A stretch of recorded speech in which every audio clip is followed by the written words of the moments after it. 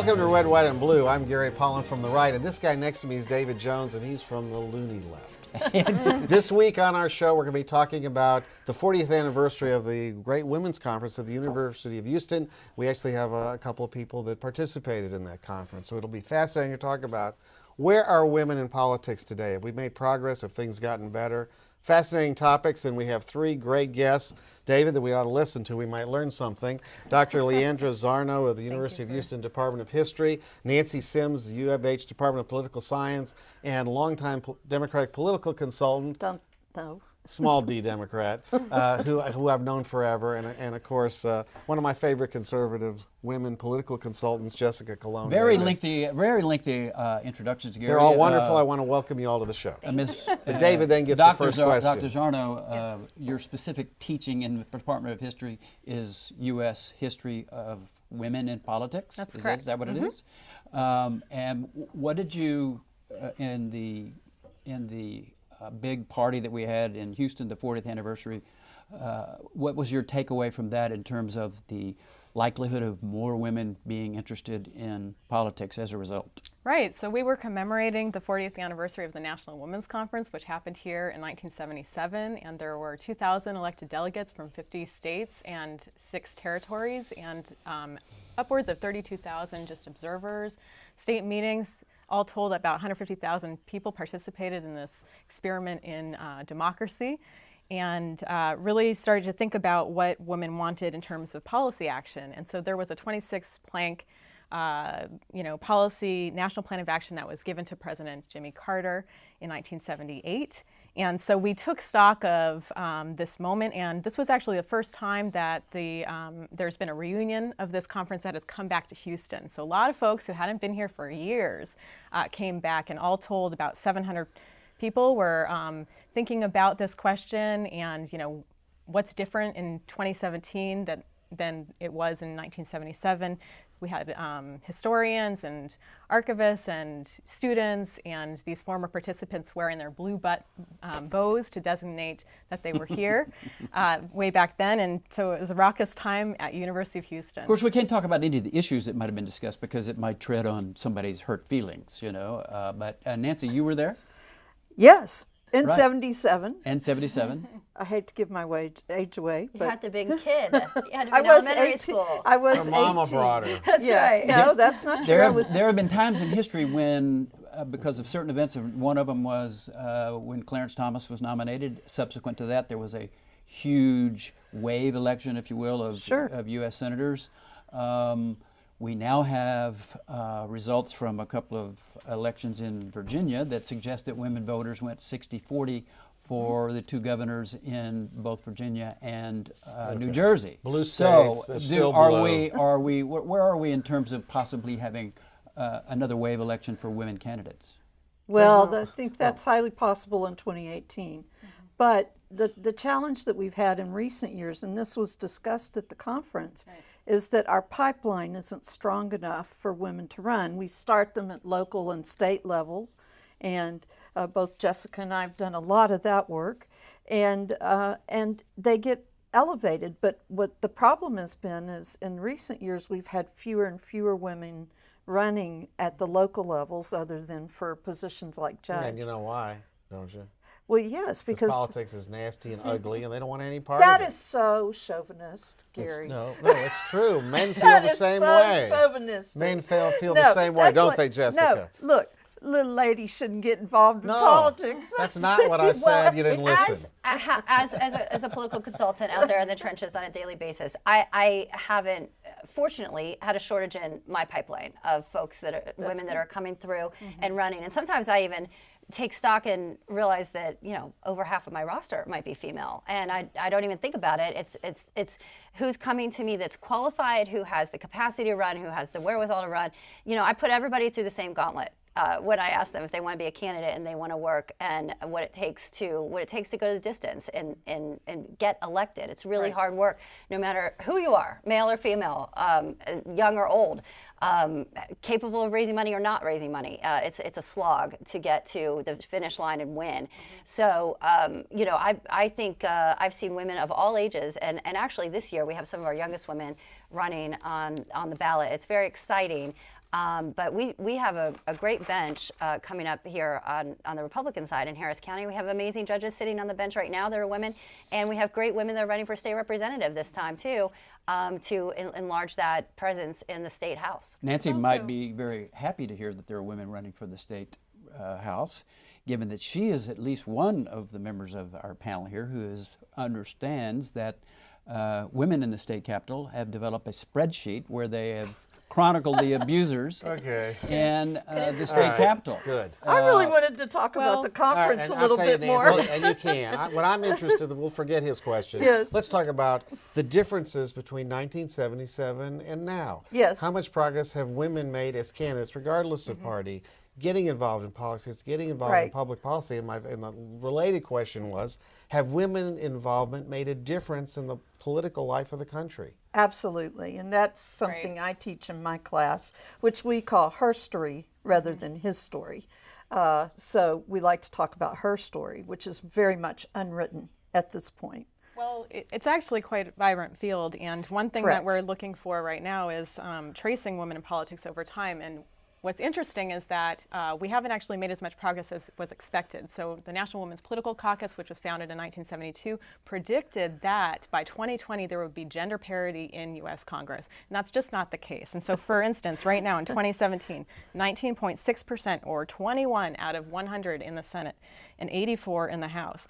Of that, 27 are Republicans and 78 are Democrats. So that's quite pitiful in comparison to what the expectation was at this particular conference in 77, but also, in this high moment of 1972, when there were pretty much the earliest groups that have, been the progenitors of groups like Emily's List or Annie's List in Texas, and then this new one on the scene, She Should Run. Or the Susan B. Anthony list, which is a conservative. That's right. Phyllis Schlafly, Absolutely. Eagle Foresight that came out, We spoke a lot about Phyllis Schlafly at the conference, and the panel I moderated, there was a great deal of discussion of women opposing women, which I actually, you'll love this, took back and related to Seneca Falls, which also had a great deal of argument. The first women's gathering ever back in the 1840s. But I had a question in the middle of that was, have women involvement in politics and elective offices, that changed the tone of politics? So when I said I wasn't making a remark that was negative toward women, politics have become nastier and nastier in America for everybody, whether you're a man or a woman, straight or gay, transgender, whatever. You're missing something, ugly. Gary. They've been nastier towards women than they have been towards men. Not true. I don't You think so. you don't think women have been the target of Republican legislatures all over the country? If you want to be partisan about this, I think What else is there to say? If you engage in a political campaign, the dirt is going to fly on both sides, and maybe it's different dirt, but the dirt is going to fly whether you're a male or a female. And certainly our women candidates, whether it's Sarah Palin or Hillary Clinton, have engaged and had to endure feminist remarks or anti-feminist remarks against them, or that women shouldn't run or be in that position of authority, what have you. I mean, we've seen that, but it's consistently batted down. Look, 90% of Americans are happy to see a female as president. We just haven't had the right female run at this point that has garnered the majority of the votes, whether it has been a Republican or a Democrat that's been wanted to be elevated to the office of Nancy Sims, is there a president. distinction between the manner in which women as citizens are dealt with by Republican legislatures and Democratic legislatures? Well, of course there is. Give me some examples. That's definitely a part of the governing structure. I mean, but there are also issues for men and women, like abortion is a controversial issue, period. You put the five of us at this table, probably have 5 different opinions on regulation. So there are issues that are complex as a whole. You do see more Republicans fighting for life than you do Democrats, and you see more Democrats working for looser regulation. So it's just a partisan divide. Well, but to get back to 1977, it's not always been a partisan divide. So Right. in fact, one of the reasons that this conference happened was because there were a group called Republican Feminists. And so the Ford administration, Gerald Ford, was the person who was behind the National Women's Conference initially, and women like Margaret Heckler, supported the legislation alongside someone like Bella Abzug. And so we have Jill Reckleshouse, who was, very involved in the commission initially, and then, others like Patsy Mink coming through. So I think that actually what we saw coming out of the contestation around this particular convention in '77 was a rigidity that developed, a partisan divide that developed, where all of a sudden to be pro-abortion or pro-choice, as it's now called, became a Democratic issue instead of a Republican issue. And to support the Equal Rights Amendment became a Democratic issue instead of a Republican issue. And, it's 1980, the first time that the ERA is not part of the Republican platform. How is it the case that the Planned Parenthood funding is now a Republican Democratic issue? Before we move on, let him comment on that. The point is that there are differences in ideology, and that's why there are conservatives and there are liberals. There are different ideologies, there are different approaches. People believe different things about how you're going to get to point A. And certainly life has been at the center of that fight, but taxes are, how we handle our flooding concerns are. I mean, and that's why there currently are two dominant parties in this country, because you have people who believe we should handle it this way, and we have other people who believe we should handle it this way, and that's why we go and duke it out to fight for the better legislation with it. And statistically, because this is something I teach in my Women in Politics course, given the fact that statistics are small on women in governing, but statistically what we currently have reflected in studies is that women do not differ from their party. Now, do they govern differently in action? Somewhat. And they tend to bond together and do that. But the actual data says if you're a Republican woman or a Democratic woman, you vote along party lines just as the rest of your party does. Gender has transcended to ideology and party identity, and that is a part of the success that we've seen certainly over the last 4 years. Well, you probably know the answer to this. There are people who are must be, because there are a lot of men who are doing some very bad things these days, who are apparently very confused about their roles, gender roles, and not having difficulty in understanding what the limits are. I mean, we got preachers, we got athletes, we got Hollywood celebrities, we've got senators and congressmen, we've got all kinds of men who are behaving badly, and all of a sudden it's upon us every day. Right. Well, what is it about? Right. I mean, I think that we're now thinking about and we're checking as a nation our baseline of decency. And so that is in terms of the rough and tumble politics, but it's also in terms of this whole locker room concept. And we have, someone who is the President of the United States who some are calling a misogynist in chief. And, he's really offended many before the election. The majority of the United States did not vote for him. And so we're, starting to see some expression of disgust. And I'm even talking about my family members who are Republican voters and who are really unsure about if they're going to continue to be supportive of this particular president. The problem is there's not much of a choice on the other side either, is there? No, and really what you're talking about is that you've named off several different categories, several different industries. It's men across the board. Exactly. And those are the ones who maybe are public figures, but it happens every day. Every day. And it happens for people who aren't famous, and it happens in the workplace. So it's to suggest that it's only happening with famous people, of course, is short-sighting the real issue at hand, that this has been something that society has said okay to, and women haven't stepped forward. And I'm glad that women are stepping forward if it's happened to them and they've been assaulted. Absolutely, they should come forward, and I think it's going to change behavior. Well, I sure hope so. It's unacceptable in my what mind. I've seen is it's happening. Right now, what we're seeing is it's coming out in industries that don't have a path to manage it. And your reference to the Texas legislative list is the same way. It's a challenge. If you're in corporate America, you got human resources you can go to. Absolutely. And I mean, I'll tell you, corporate people have been through sexual harassment training. Now, does that mean it never happens? Of course not. But there is a path to deal with it when it happens. When you're in the world, if you're a lobbyist in the legislature or a staffer, you don't have anybody to go with. And that's same with Congress and same with Harvey Weinstein. He owned the company, right? Same with Kevin Spacey now. So as we hear them coming out more and more and more, It's just because they're in unregulated. And by the way, it doesn't just happen with men. It also happens with women in powerful positions too, to exploit others. So it happens. It's about a 2%. Yeah, but it still happens. Okay, that's good. You can minimize it, but for those who I'm are not victims of minimizing it, it's not. And it also, we have same sex, which is Oh, what the absolutely. Kevin Right. Spacey story But he is. was gay, so that means he was supposed to get an out. But Well, it but didn't he's work. also had women Fortunately. come out against him now as Well, that's well. pathetic. Did you Anyway, think it was one of the great things of the David, if election? you don't mind, just I had- finished no. talking. Do you mind if I asked a question? Well, I mean, you made a statement. You know, I had a question. and you That's did. fine. Go ahead. I was just won't going to say say, if anything anybody else. was excited, as I was, that a transgendered woman beat a legislator in Virginia who had sponsored the bathroom bill.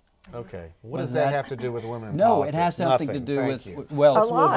on. Well, she's- along those lines too, though, was the win of Ashley Bennett in New Jersey, who is a 32-year-old woman who did not have any political experience, and she was compelled to run, in the county board position against incumbent John Carmen, specifically because of his, comment, "Will the women's protest end in time for them to cook dinner?" Right. And Well, that was a stupid comment. yeah, He that- deserved to that's, get beat. inappropriate, and it happened here at West University mayor's race this past time, where Right. the sitting mayor that was running for re-election was chastised that she really didn't have the time to run because she has 2 young children, which So does that's her husband. offensive. So does her That's- husband. Yeah, I mean, so does her husband.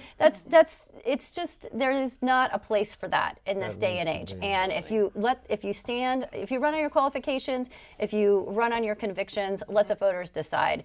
And so for those comments in this day and age, it seems very antiquated for them to come forward. And that fellow was properly chastised, and she won with the highest majority of for her. anyone in I did West want to U. ask a question. If you observe women's progress in business and in industry, and even in the military, it seems like it's so much more significant than it is with elective office. So what is the explanation, if any, for that? Any of you can take it. I think that's a great question, Gary. And why has industry sort of progressed faster? And we've seen more women CEOs than we've seen certainly women presidents, maybe women senators, women governors, et cetera. It could be simply because I do think corporate America sort of creates an environment to accelerate those along the way. But I will say, running for office, there's a timing to it, and every candidate, whether it's male or female, decides if it's the right time for them to run. And I think we're seeing more women evaluate if it's the right time for them to run. Can they make it work with everything else that they're doing, whether they're working or however they choose to spend their family time. But men go through the same thing. I just talked to a man yesterday that said, he's 61, his business is at all-time peak. He doesn't want to run for office right now. So I just think that generally across the board, it's a timing issue. But I do see certainly the women I visit with that want to run for office evaluating, is this the right time for me to do it? And they're like, maybe a few years from now, maybe now's the right time, et cetera. But it really does come down to timing in a lot of cases. Well, and I would challenge your point there. I mean, the 4% of corporate CEOs are female. So I don't know that I would call that uneven. Some very prominent positions, though. The head of Pepsi, Yes. the former head of Kraft, Yes. Foods, big The jobs. former head of IBM. Exactly. But 96 to 4. still, it's a small percentage. So I think that women are making progress, but it's a little slower, and there still is a glass ceiling, without question. Yeah, especially in Hollywood. And with The the hotbed of liberalism is the most difficult place Well, and for and women to Silicon achieve Valley, things. And Silicon Valley. Same I mean, thing. the tech Silicon Valley industry is horrendous. absolutely- So what's the Yeah. explanation? I thought So- these liberals are. I very thought you didn't want to open get into that. And we're We're not talking about sexual harassment. Yeah, We're David, talking about sorry. the Oh, what were you- advancement We're of women even in their missed that. professional No, careers. but so why is that happening? Why does that happen in Hollywood and Silicon Well, Valley, and where they say it's they're liberals and happening open, at the yet they're university not? level too, with the recruitment Okay. into classes in STEM, not being as receptive to women coming in, and so I think that it really gets tracked early, even down into the elementary schools, and the way in which women and or girls and boys are treated in terms of what their talents are going to be that are cultivated. And so I think we actually have to really think all the way down to that level.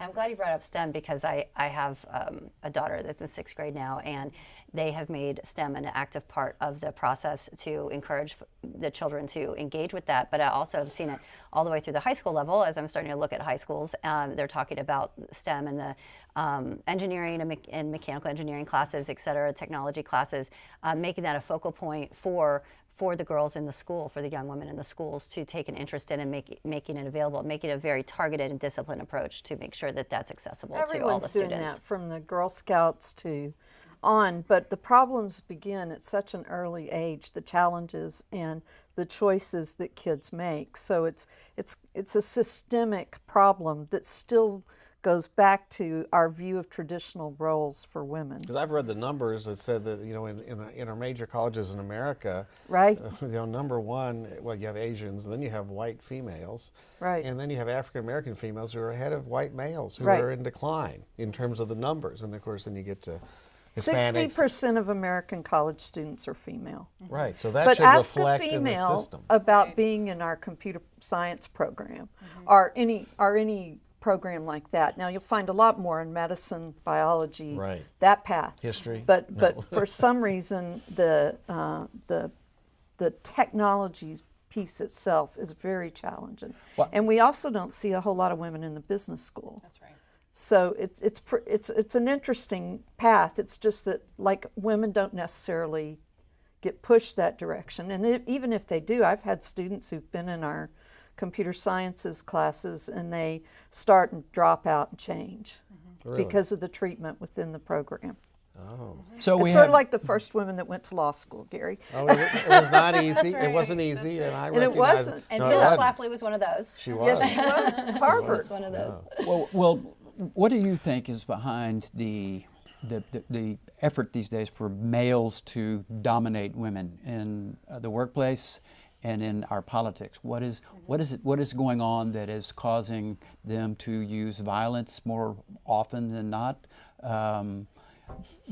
57 You don't have to agree with his assumptions. Well, I by mean, the way. no, the numbers are there. It's, from 2009 to 2015, 57% of the gun deaths were in the family, where a man I knew we'd shot, get to gun shot, control. We always shot do. his, Say we were going to get to shot gun. his wife and Always shot do. his kids. And it happens all the time. Right. It's about control, is it not? Well, I definitely think that there's more of an awareness as a culture about domestic violence these days, and I wouldn't say that there is any more violence that's occurring, but we're just, very much aware of its occurrence because we are actually now talking about these issues. And we're sensitive to it Exactly, and as one a of society. Right, and so in getting back to the 1977 conference, this was a moment where this issue was starting to, in fact, have a public face, and so What issue? Domestic violence. Or Oh. in that moment, it was, battered women was the way that we talked about it. And so you see in that 70s moment the development of a movement against domestic violence, and it, ultimately culminates with the Violence Against Women Act coming under the Clinton years. And so, before that point, this was something that you just kind of push under the... You're not giving us the behavior of these men that leads to this. Right. Well, I'm a historian, not a sociologist or That's a different show, psychologist, David. so But can't we'll really do one do on that. domestic violence just for you. Well, I mean, I wanted to there's ask a you- lot of dead Well, people as a result I'm of sure this. there Well, are. but the fact is, David, we still don't prosecute rapists in this particular county. We have that backlog of rape kits. And then Yeah. the whole state, and in fact across the country, just leaves rape kits sitting on the shelves. That's because they're so So slow. the fact is that it's still not considered. And if a woman reports rape, she is the criminal, not the person who raped her. And so, because they will run that woman through. I had a student recently who came to me and had an experience, and I said, you need to call the Houston Area Women's Center. Good idea. But I suggested that she not call the DA. Yeah, Given so- the That case says a in lot which, for you to say. and I'm, as you What is know, it a about- diehard feminist. Yeah, but what is it about our society that teaches that women should be victims of sexual exploitation in the way you describe? Why? Power, control. That's And, where- and and you're that's where the looking at a Hollywood people come population, from. particularly among the white male, that sees its power being constantly challenged. Women have only been in mass numbers in the workplace for 40 years. It really began to enter the workplace in the 70s. Well, that's because Well, they're actually, smart. World War II was a Well, major. of course, Yeah. it was That's our right. it was our upswing, Yeah. downswing. Well, and I think Actually, business they changed, never- industry changed Yeah. during World Well, War II and too, actually during World War expanded. II, women did not leave the workplace; they stayed there, but they were being pushed to what is Pushed. called pink-collar jobs. And Right. so, really, this development started at that point, and then by the 70s, it became that you had to have dual income families. That there no longer was this concept of the white male breadwinner Right. being able to handle the full income, and so our economy just really changed at the same time that women were getting these new rights And education. demands.